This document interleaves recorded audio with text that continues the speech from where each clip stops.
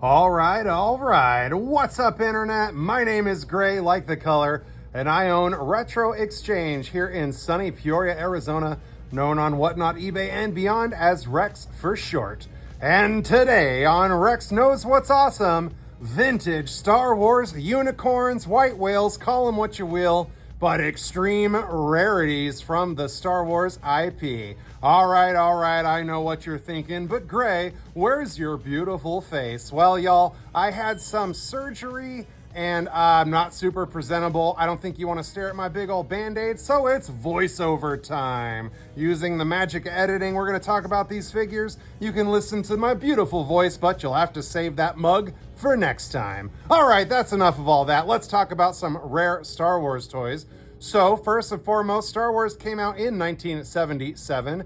Kenner Toys got the license. George Lucas, of course, famously made one of the greatest movie deals on the planet. He sacrificed his director pay in exchange for 100% of the Star Wars merchandising rights. I'm sure the Fox guys laughed their way to the bank thinking, what a fool. But they were wrong, he was right, and a multi-billion-dollar toy empire was born. Here's the problem. Not everybody knew that Star Wars was going to be the phenomenon that it became. Kenner got the information from the movie to start producing toys without enough time to release toys in 1977's Christmas. So, of course, most of you, if you're in this world, know about the early bird kit. You could get this little piece of paper and fill it out and mail it away, and your figures would come in the mail once they were ready.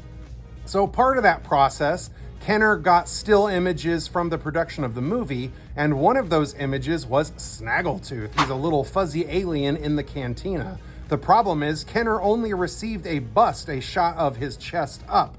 So they made this Snaggletooth.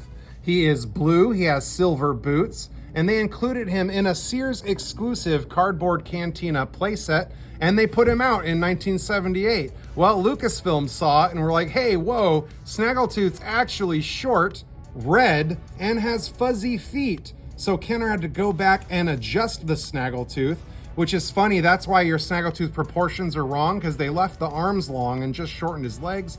Anyway, the carded Snaggletooth is the short red version. The only way Blue Snag was available was a Sears exclusive in that cantina set. He's very rare. This one's actually graded. Yeah, they grade loose action figures now, assign them a condition rating, and let you know that they're authentic and that they've been graded by someone and encased in a nice acrylic plate. So that's pretty cool. One of the things you could get in 1977 were top Star Wars cards. I wanted to show off this pretty sweet factory uncut sheet of stickers. Back in the 70s, you could buy a pack of Star Wars cards from the ice cream man or the drugstore for, a handful of change, and each pack had one sticker. Well, this is an uncut sheet of stickers from the Topps factory. That's pretty rare. All right, and then we had Star Wars, Empire Strikes Back, Return of the Jedi. There are rare figures and good stuff sprinkled throughout, but then we get to 1985. And in 1985, Return of the Jedi was 2 years old. Kids had moved on to Transformers and G.I. Joe and other toy lines, and Star Wars was kind of on its way out. The animated series Droids and Ewoks hadn't performed the way Lucasfilm had hoped. The Ewok Adventure for Courage, or whatever that Ewok TV movie was, didn't do that good. Star Wars was kind of in its decline. Kenner tried one last time with Star Wars Power of the Force. I'm going to show you an Imperial Gunner. This is a mint on sealed card, 1985 Power of the Force Imperial Gunner. They come with the coin. These are the last figures that Kenner made. They did reissue a lot of earlier characters from the 3 films, but there are 17 that are exclusive to this line, like this one, the Imperial Gunner. They are all quite rare. They are the most expensive vintage Star Wars figures there are, but one of them outshines the rest. The very last Star Wars figure ever made, and that's Yak Face. I'm really excited, actually. I've been a toy dealer for 30 years, and this is the first Yak Face I've ever personally owned. He is also graded. He's an 85. The reason this one is so rare is he was actually never even released in the United States of America. He only comes on a tri-logo card. He was released in Canada, and I want to say somewhere in Europe, and that's it. Here in Arizona, we're lucky. We actually have a higher percentage of Yak Face than a lot of other places because we had a store in one of our malls back in the 80s called Lionel's Toy World, and the owner was like an importer. and he would import all kinds of foreign stuff, Japanese robots, and he had a bunch of yak faces, and that's why here in Arizona, I mean, he's still super rare, don't get me wrong, but we got a few more than maybe other places. And then once you get into the 90s for the Power of the Force re-release, anybody who watches my Whatnots know that I love me some Power of the Force 2. And my favorite variant is this one. So the .00 on the back tells you it's a Wave 1 first print. The .00 1995s all have a really long, like 8-foot lightsaber.